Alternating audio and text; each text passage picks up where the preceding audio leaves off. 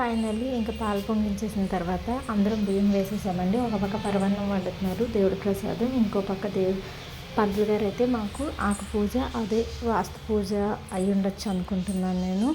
So నవగ్రహాలు పూజ చేసేటప్పుడు మనం ఎలానో సూర్యభగవాన్తో పాటు మిగిలిన 10 ఈ దేవుళ్ళకి చేస్తాము. సో అలానే నవధాన్యాలతోని మాకైతే ఇక్కడ పెట్టించి ఆ తర్వాత అయితే పూజ అయితే చేయించారు. ఇంకా ఫైనల్గా పంతులు గారి దంపతులు ఇద్దరికి ఇచ్చే బట్టలు కూడా అక్కడ పెట్టి పూజ చేసేసారండి. ఇంకా అలానే హోమం అయితే మార్నింగ్ చేస్తామన్నారు. ఇంకా ప్రసాదం అయిపోయింది, దేవుడి మూల పెట్టేసాము. అలానే దేవుడి పట్టాలు పెట్టాక ఈ ఆకు పూజకు ముందు అక్కడ కూడా పూజ చేయించారనమాట పంతులు గారు.